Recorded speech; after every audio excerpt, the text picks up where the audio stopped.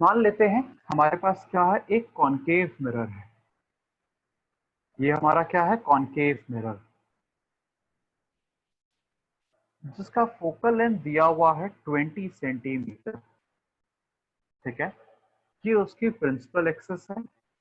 यहाँ पे कहीं फोकस है और यहाँ पे कहीं सेंटर ऑफ कर्वेचर है।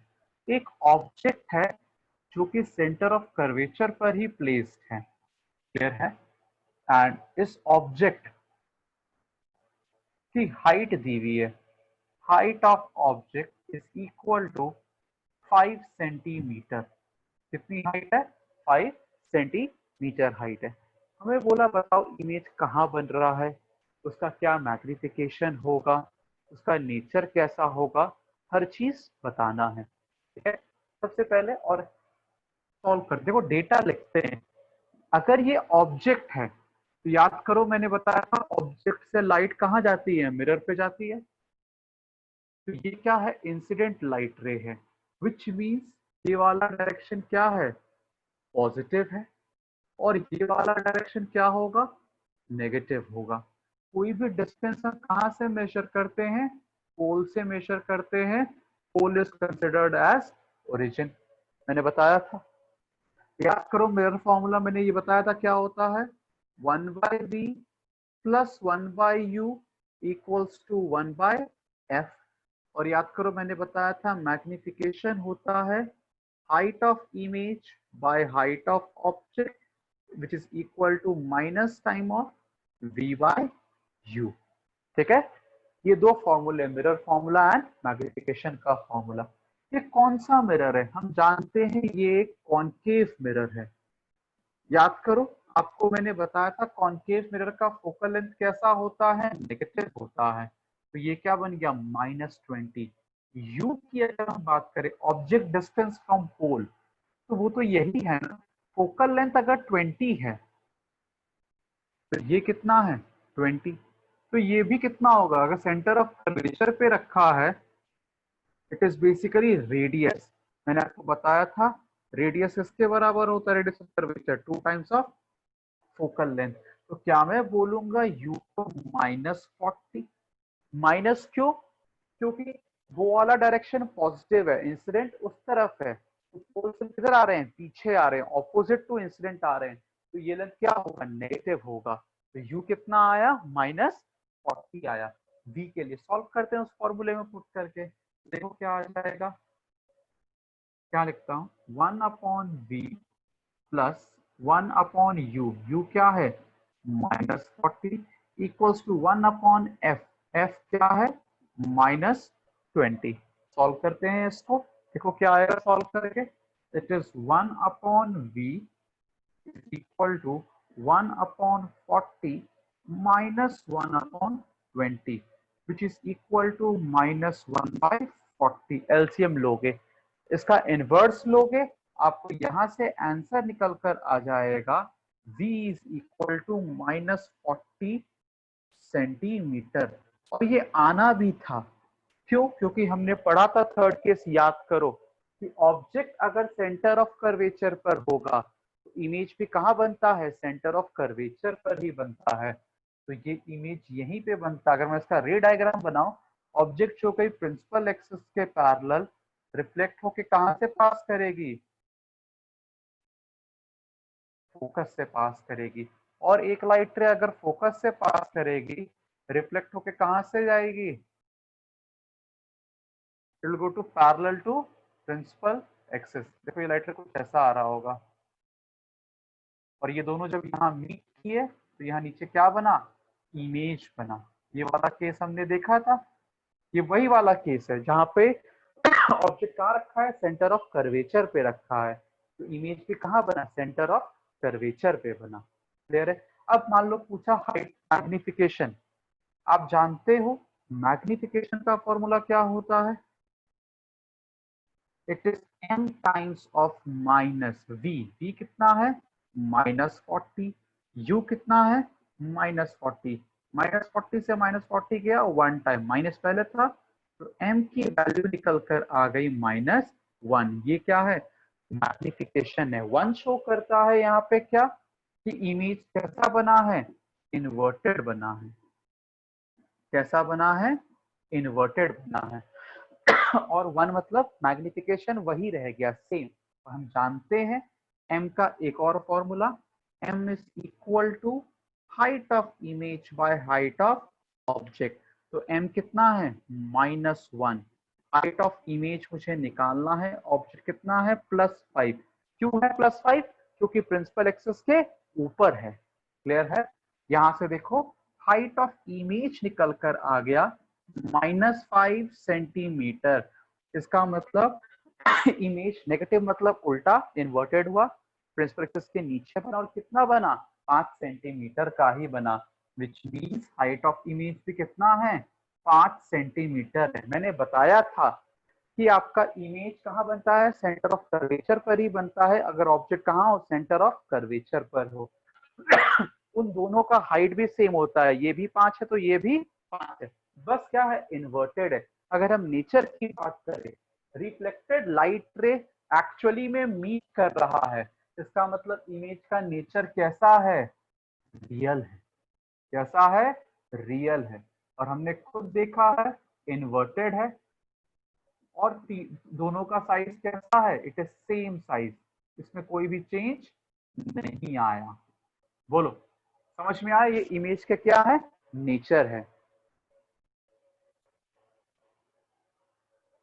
देखो अभी हमने एग्जांपल देखा कॉनकेव मिरर का, अब हम एग्जांपल देखेंगे कॉन्वेक्स मिरर का।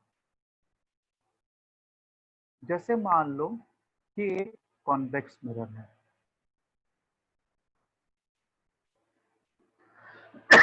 ठीक है, ये क्या है, एक कॉन्वेक्स मिरर है, इसका फोकल लेंथ दिया हुआ है 20 सेंटीमीटर। ये उसकी प्रिंसिपल एक्सिस है, ठीक है। याद करो इस तरफ कहीं पे होगा फोकस, और इस तरफ कहीं पे क्या होगा, सेंटर ऑफ कर्वेचर। मान लो एक ऑब्जेक्ट यहां रखा है इस तरीके से, ये क्या है, ऑब्जेक्ट है, जिसकी दूरी किस पॉइंट से, पोल से दी हुई है। कितनी दूरी दी हुई है, ये दिया हुआ है, मान लेते हैं 20 सेंटीमीटर। कितना दूर है, 20 सेंटीमीटर। और ये भी दिया है कि हाइट ऑफ ऑब्जेक्ट कितना है, 6 सेंटीमीटर।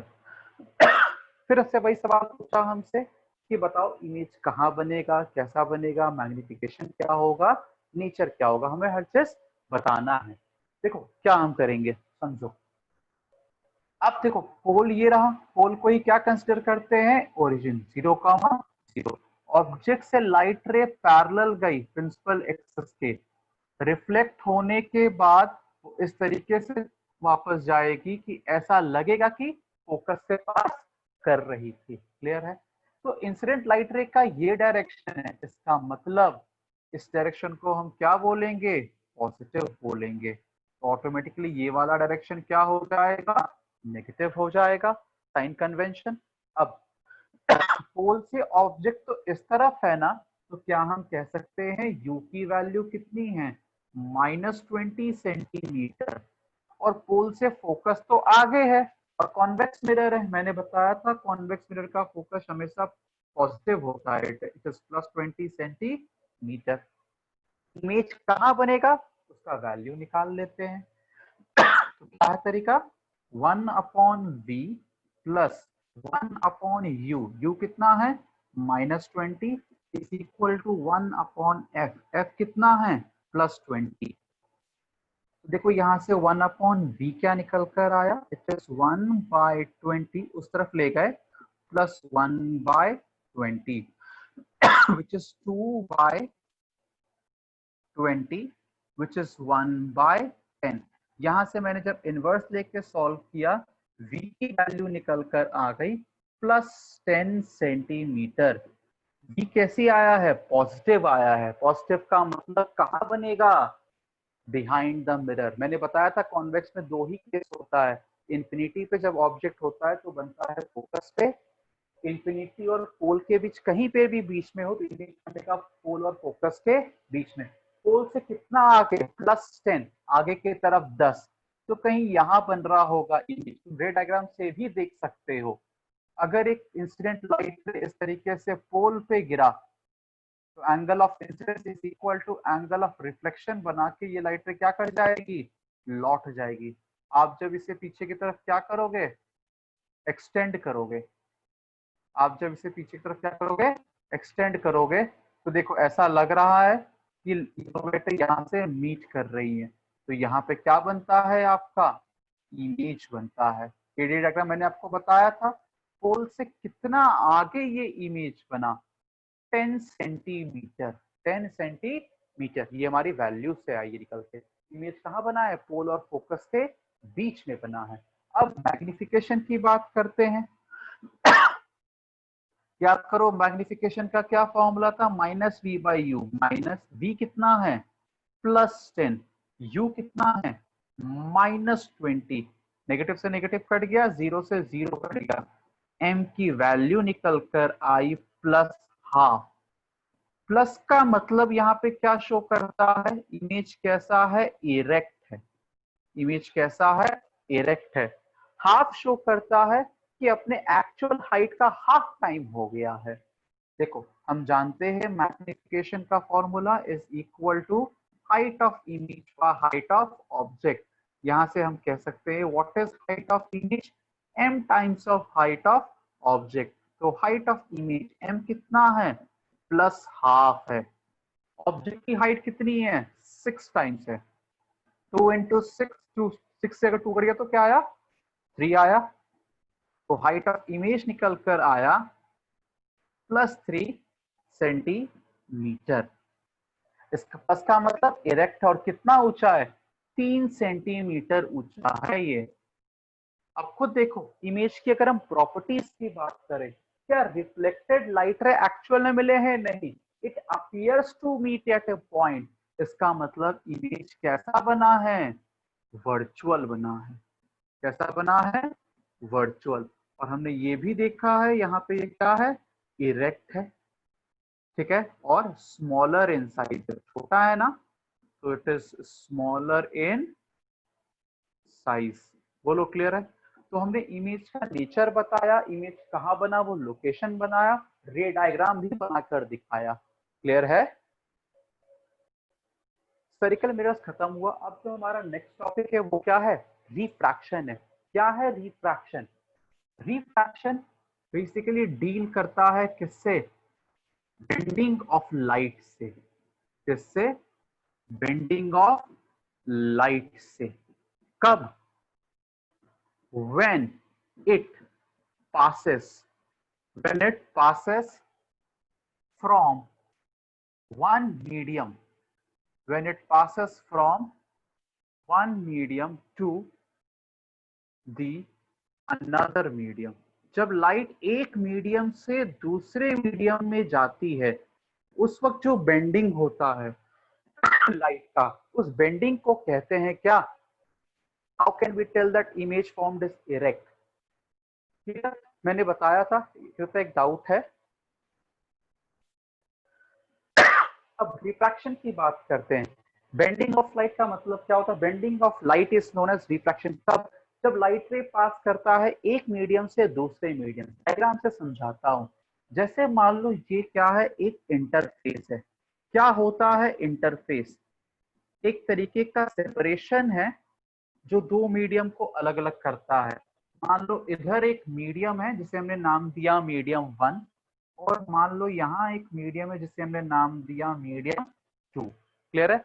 ये लाइन क्या, एक इमेजिनरी लाइन है जो शो करता है कि इस तरफ कुछ और मीडियम है, इस तरफ कुछ और मीडियम है। क्लियर है। एक लाइट रे मान लो इस तरीके से इंसिडेंट हुई, मैंने इस मीडियम के इंटरफेस पे क्या बनाया है, एक नॉर्मल बनाया। ये कौन सा लाइट रे है, it is incident ray, it is incident ray. Normal क्या होता है, इंटरफेस के परपेंडिकुलर जो आपने लाइन बनाया, that line is known as what, normal. Clear है। अब इंसिडेंट रे और नॉर्मल जो आपस में एंगल बना रहे हैं उसको मैंने बोला आई। क्या है i, angle i is known as angle of incidence, angle of incidence. जो एक इंसिडेंट रे नॉर्मल के साथ एंगल बनाता है उसको कहते हैं एंगल ऑफ इंसिडेंस। ऐसा देखा गया, ये लाइट रे जो यहां जा रही थी, जैसे ही मीडियम क्रॉस हुई, लाइट रे क्या कर गई, इस तरीके से बेंड कर गई। इस तरीके से क्या कर गई, बेंड कर गई। लाइट रे को जाना था इधर, लाइट रे को जाना था इधर, पर क्या कर गई लाइट रे, बेंड कर गई। इस लाइट रे को बोलते हैं रिफ्रैक्टेड रे। इसको क्या बोलते हैं, रिफ्रैक्टेड रे। व्हाट इज रिफ्रैक्टेड रे, लाइट रे जो आप देख रहे हो आफ्टर रिफ्रैक्शन। रिफ्रैक्शन क्या है, बेंडिंग ऑफ लाइट। और रिफ्रैक्टेड रे नॉर्मल के साथ जो एंगल बना रहा है उसे मैंने बोला आर। मैंने क्या बोला, आर। तो what is angle R, it is angle of refraction, it is angle of refraction। बोलो समझ में आ रहा है। बेंडिंग ऑफ लाइट एक फिनोमिना है जिसे हम क्या कहते हैं, रिफ्रैक्शन कहते हैं। इंसिडेंट लाइट रे नॉर्मल के साथ जो एंगल बना रहा है it is known as angle of refraction. Refracted light ray bend हो गया ना, इसको बोलते हैं रिफ्रैक्टेड रे। रिफ्रैक्टेड रे नॉर्मल के साथ जो एंगल बना रहा है इसे हम बोलते हैं एंगल ऑफ रिफ्रैक्शन। बोलो समझ में आया। अवे होगा, बेंडिंग किधर होगा, टुवर्ड्स नॉर्मल होगा या अवे फ्रॉम नॉर्मल होगा, डिपेंड करता है मीडियम की डेंसिटी के ऊपर। मीडियम कितना डेंस है, रेयरर है। दो टाइप दिखाता हूं। फर्स्ट केस क्या है, फर्स्ट केस देखो, अगर ये इंटरफेस है, इस तरफ एक रेयरर मीडियम है। कैसा मीडियम है, रेयरर मीडियम। और इस तरफ एक डेंसर मीडियम है, इसकी डेंसिटी ज्यादा है। इस तरफ क्या है, एक डेंसर मीडियम है। अगर एक लाइट रे इस तरीके से इंसिडेंट होती है इस इंटरफेस पे, जहां पे लाइट रे क्या करेगी, अपना मीडियम चेंज करेगी। लाइट रे क्या करेगी, अपना मीडियम चेंज करेगी। तो इसको जाना तो था इस तरफ, पर क्योंकि ये डेंसर मीडियम है, लाइट बेंड हो जाती है टुवर्ड्स नॉर्मल। ये है एंगल ऑफ इंसिडेंस, ये है एंगल ऑफ रिफ्रैक्शन। जहां पे रिफ्रैक्शन का एंगल छोटा होता है एंगल ऑफ इंसिडेंस से, इसको कहते हैं लाइट बेंड हो गया। किधर बेंड हुआ, towards the normal, towards the normal. जब भी लाइट रे एक रेयरर मीडियम से डेंसर मीडियम की तरफ आती है, लाइट रे किधर बेंड होती है, नॉर्मल की तरफ बेंड होती है। तो ये एंगल छोटा हो जाता है इंसिडेंस एंगल से and it bend towards the normal. दूसरा केस देखो, अगर ये इंटरफेस है, ठीक है, यहाँ पे मान लो डेंसर मीडियम है। कैसा मीडियम है, डेंसर मीडियम। और यहां मान लो है रेयरर मीडियम। कैसा मीडियम है, रेयरर मीडियम। अगर कोई लाइट रे इस तरीके से इंसिडेंट होती है इन दोनों के इंटरफेस पे, उस पॉइंट पे अगर मैं एक नॉर्मल बनाऊं, मैंने क्या बनाया उस पॉइंट पे, एक नॉर्मल। नॉर्मल और इंसिडेंट रे के बीच का एंगल क्या कहलाता है, एंगल ऑफ इंसिडेंस। इसको जाना तो था इस तरफ, पर क्या कैसे चला गया, ऐसे चला गया। नॉर्मल से रिफ्रैक्टेड रे का एंगल क्या कहलाता है, एंगल ऑफ रिफ्रैक्शन। यहाँ पे एंगल ऑफ रिफ्रैक्शन बड़ा होता है एंगल ऑफ इंसिडेंस से। और लाइट रे कैसे बेंड करता है, अवे फ्रॉम नॉर्मल। लाइट रे कैसे बेंड करता है, अवे फ्रॉम नॉर्मल बेंड करता है। याद रखो, जब भी कोई इंसिडेंट लाइट रे रेयर से डेंसर की तरफ जाए तो it will always bend towards normal. अगर कोई लाइट रे डेंसर से रेयरर की तरफ जाए, it will always bend away from normal. उसका एंगल ऑफ रिफ्रैक्शन बड़ा होगा एंगल ऑफ इंसिडेंस से। एक फैक्ट याद रखना, जब भी रिफ्रैक्शन होगा, स्पीड ऑफ लाइट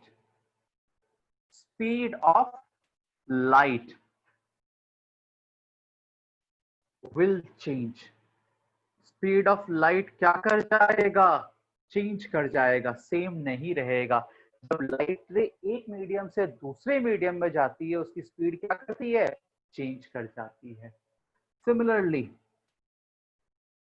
अगर हम वेवलेंथ की बात करें, वेवलेंथ आपने 9th में साउंड चैप्टर में सुना होगा। वेवलेंथ ऑफ लाइट क्या करेगा, चेंज कर जाएगा, इट विल चेंज। जब एक लाइट रे एक मीडियम से दूसरे मीडियम में जाती है, उसका वेवलेंथ भी क्या करता है, चेंज कर जाता है। पर फ्रीक्वेंसी ऑफ लाइट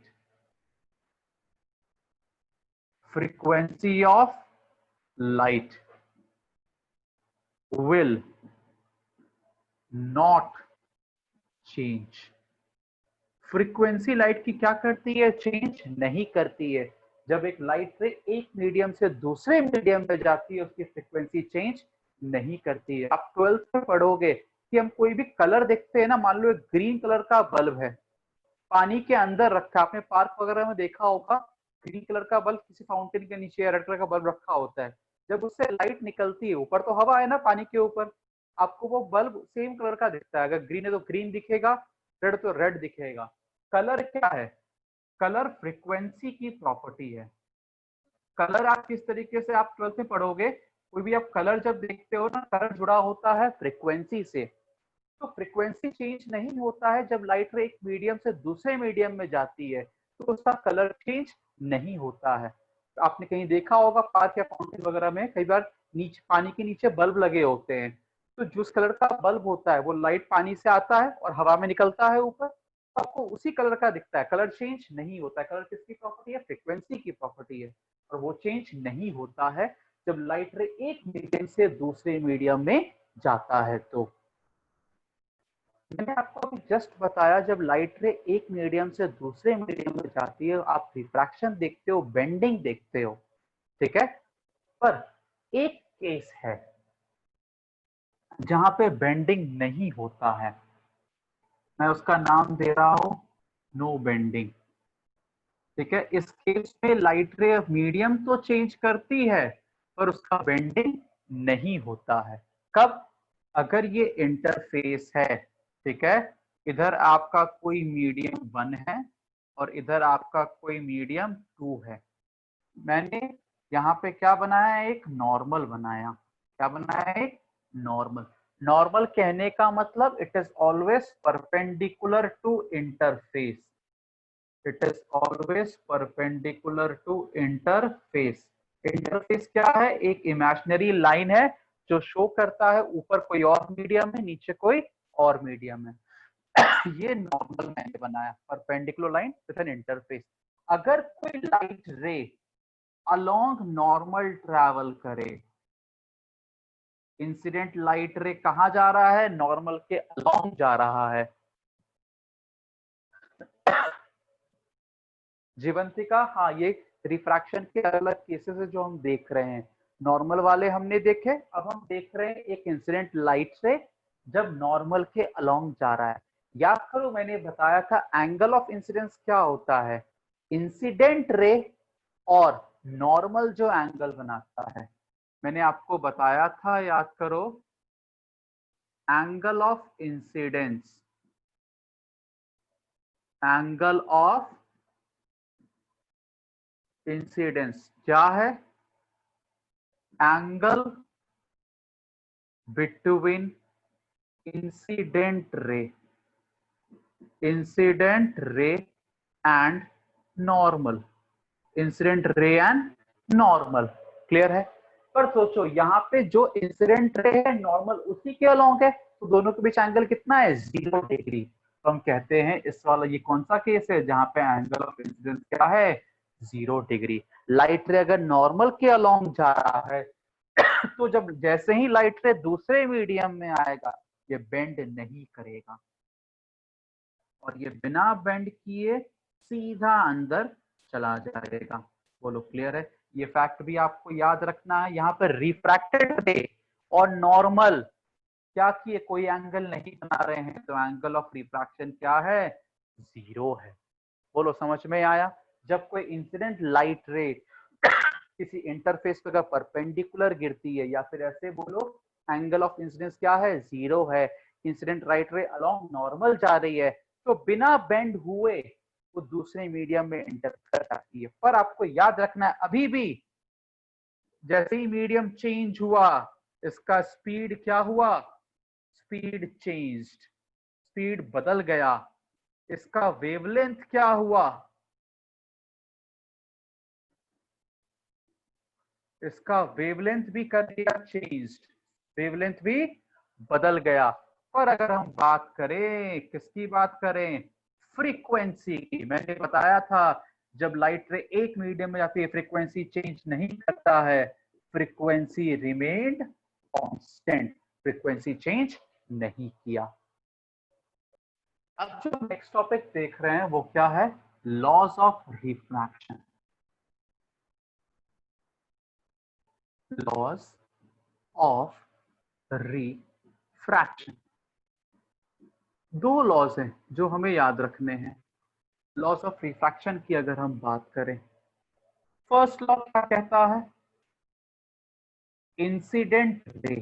कौन सा रे? Incident ray normal and refracted रे। कौन सा रे? रिफ्रैक्टेड रे। ऑल दीज थ्री, मैं किसकी बात कर रहा हूं? इन तीनों की बात कर रहा हूं। All these three will lie in same plane। ये कहां लाई करेंगे? एक ही प्लेन में लाई करेंगे। सेम प्लेन कहने का मतलब, जैसे मान लो ये एक मीडियम है, ठीक है, इंटरफेस है, इधर एक मीडियम 1 है और इधर एक मीडियम 2 है। लाइट रे यहां इंसिडेंट हुई, ठीक है, मैंने क्या बनाया? नॉर्मल बनाया। लाइट को जाना था इस तरफ, लाइट मान लो इस तरह क्या कर गई? बेंड कर गई। तो normal, incident ray and refracted रे। ध्यान से देखो, ये तीनों किसके हैं? बोर्ड के प्लेन में है ना। तो ये तीनों एक ही प्लेन में लाई करेंगे। ऐसा नहीं होगा कि ये हल्का अंदर की तरफ चला जाएगा या बाहर की तरफ आ जाएगा, प्लेन चेंज कर लेगा, नहीं। नॉर्मल, इंसिडेंट रे और रिफ्रैक्टेड, ये तीनों कहां लाई करेंगे? सेम प्लेन में। अपने आप को म्यूट करो, आवाज आ रही है किसी की। इंसिडेंट, रिफ्लेक्टेड एंड नॉर्मल कहां लाई करेंगे? एक ही प्लेन में लाई करेंगे। ये है फर्स्ट रिफ्रैक्शन का लॉ। अब दूसरा लॉ ऑफ रिफ्रैक्शन क्या है? ये रेशियो है। क्या है? It is the ratio, it is the ratio of sine of angle of incidence, angle of incidence to sine of angle of refraction, angle of refraction is always constant, is always constant, and this constant is known as refractive index, and this constant is known as refractive index। जैसे ये एक interface है, light रे इस medium से यहां आई, मैंने एक नॉर्मल बनाया, लाइट रे क्या कर गई? बेंड कर गई। बोलो क्लियर है? अब ये क्या है? एंगल ऑफ इंसिडेंस है। ये क्या है? एंगल ऑफ रिफ्रैक्शन है। तो ये लॉ कहता है sine of i sine of angle of incidence upon sine of r, sine of angle of refraction, इन दोनों का रेशियो क्या है, म्यू के बराबर है। और mu is a symbol of refractive index, mu is a symbol of refractive index. Refractive index के दो सिंबल हैं, कई बार म्यू यूज करते हैं और कई बार स्मॉल एन भी यूज करते हैं। Sine i by sine r, incidence angle of incidence का sine divided by angle of refraction का साइन क्या है, एक कांस्टेंट जिसे हम म्यू कहते हैं या फिर एन बोल लो। म्यू और एन दोनों सेम है, जिसका नाम क्या है, रिफ्रैक्टिव इंडेक्स। ये वर्ड बहुत इंपॉर्टेंट है जब हम रिफ्रैक्शन पढ़ते हैं, इसको मैं डिटेल में आगे समझाऊंगा। और ये बेसिक समझ में आया है, थोड़ा सा बेसिक ज्योमेट्री बता रहा हूं। अगर कहीं लिखा हुआ है साइन ऑफ थीटा, कहीं लिखा हुआ है साइन ऑफ थीटा और बोला है थीटा का रेंज कितना है, थीटा 0 डिग्री से लेकर 90 डिग्री तक है, क्लियर है। तो इस रेंज में if theta increases, sine theta value increase करती है, if theta decreases, sine theta की वैल्यू डिक्रीज करती है। आपको ये बेसिक ज्योमेट्री पता होना चाहिए ताकि समझ में आए जब हम किसी का साइन ले रहे हैं तो वैल्यू का क्या हो रहा है। थीटा अगर 0 से 90 के बीच की हम बात कर रहे हैं एंगल, तो साइन ऑफ उस एंगल का जैसे जैसे थीटा बढ़ेगा 20, 30, 40, साइन थीटा की वैल्यू क्या होती है, बढ़ती है। जैसे जैसे वैल्यू घटेगा 30, 20, 10, तो साइन की वैल्यू क्या होती है, घटती है। तो ये बेसिक ट्रिग्नोमेट्री आप ध्यान में रखना। अब कोई मीडियम डेंसर है या रेयर, हम कैसे फाइंड करते हैं, हम उस मीडियम के रिफ्रैक्टिव इंडेक्स की वैल्यू को देखते हैं। कुछ बेसिक वैल्यू है आपको याद रखना है। कहीं अगर लिखा हुआ है म्यू ऑफ एयर, तो म्यू ऑफ एयर कितना होता है, 1, आपको याद रखना है। म्यू क्या है, रिफ्रैक्टिव इंडेक्स। आप इसको इस तरीके से भी लिख सकते हो, एन ऑफ एयर, एन या लिखो या म्यू लिखो, दोनों का मतलब सेम है, दो अलग अलग सिंबल है, ठीक है। सिमिलरली आपको याद होना चाहिए म्यू ऑफ वाटर, ये टेबल आपके एनसीईआरटी बुक में बना हुआ है, इट इज 4/3 लिख लो या फिर 1.33, क्लियर है। सिमिलरली म्यू ऑफ ग्लास क्या होता है, इट इज 3/2 या फिर बोल लो 1.5। अब देखो मैंने बोला लाइट से एक मीडियम से दूसरे मीडियम अगर ट्रैवल कर रही है, अगर हम दो कॉम्बिनेशन लें, let's say combination is air and water, air और वाटर में एयर का म्यू तो कितना है 1, वाटर का म्यू 1.33, जिसका म्यू ज्यादा उसका वो ज्यादा डेंसर है। इसका मतलब क्या हम कह सकते हैं, इस कॉम्बिनेशन में एयर कैसा है, रेयरर है, और इस कॉम्बिनेशन में वाटर कैसा है, डेंसर है, क्योंकि इसका रिफ्रैक्टिव इंडेक्स ज्यादा है। अगर हम कॉम्बिनेशन ले मान लो वाटर एंड ग्लास का, अब ग्लास का म्यू है 1.5 जो कि वाटर से ज्यादा है।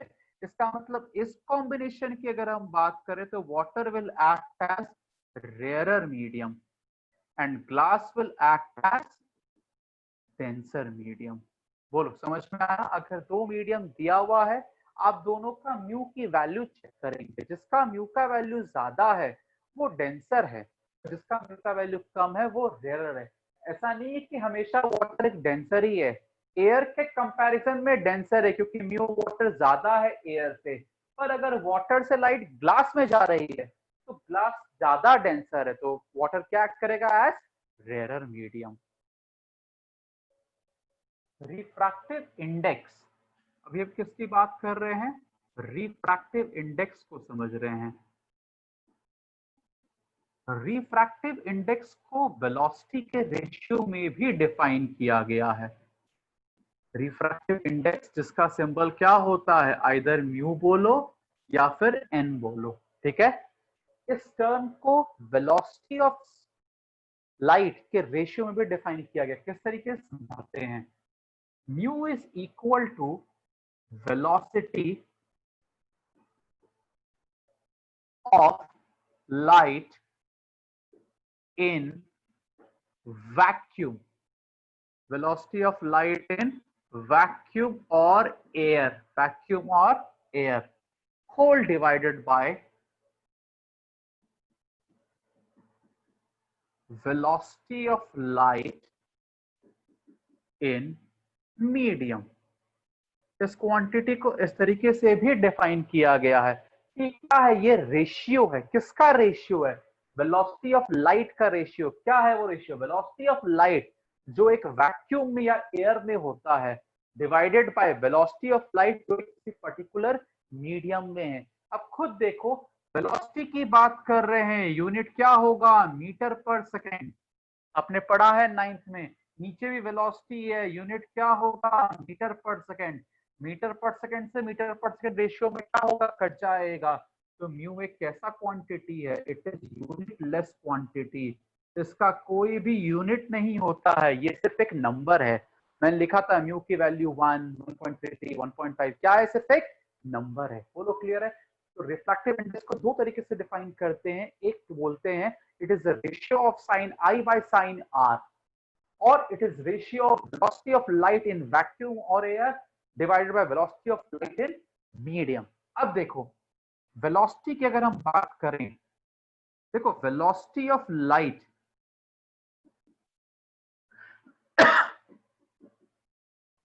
का जो सिंबल होता है C होता है। सिंबल क्या होता है?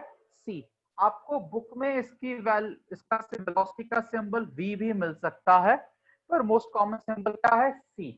अगर हम बात करें वेलोसिटी ऑफ लाइट, C मतलब वेलोसिटी ऑफ लाइट, कहां?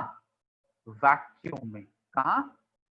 वैक्यूम में या फिर एयर में, या फिर एयर में। आपने सुना होगा लाइट की स्पीड कितनी होती है? 3 इंटू 10⁸ मीटर पर सेकेंड होती है।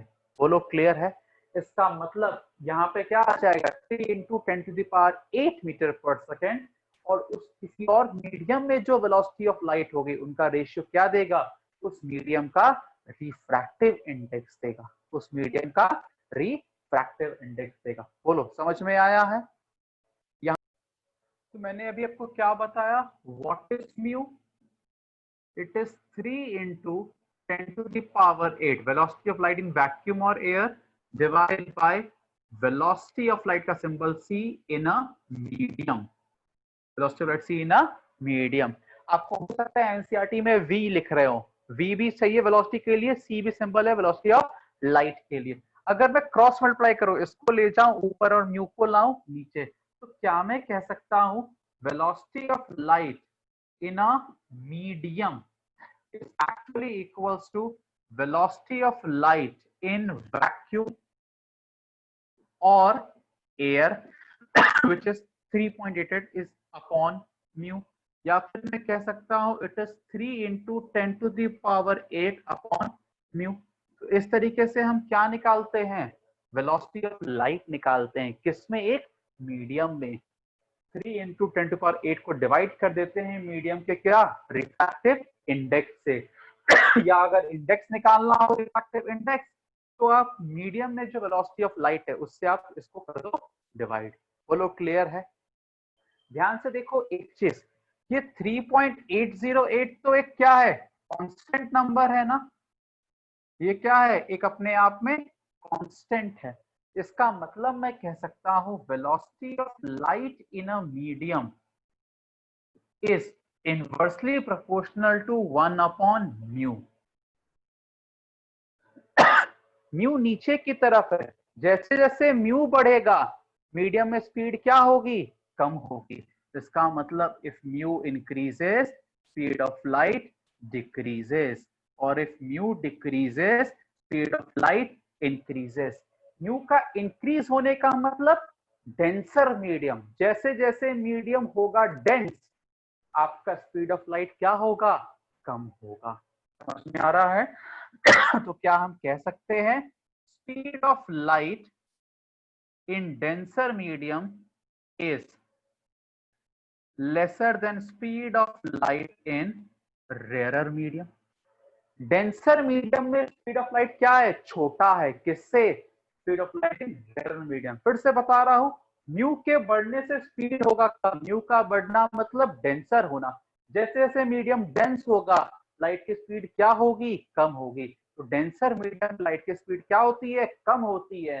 Speed of light in denser medium is smaller than speed of light in rare medium. जितना मीडियम रेयर उतना रिफ्रैक्टिव इंडेक्स अगर कम तो क्या है वो रेयरर है, उसका स्पीड ऑफ लाइट क्या होगा, ज्यादा होगा।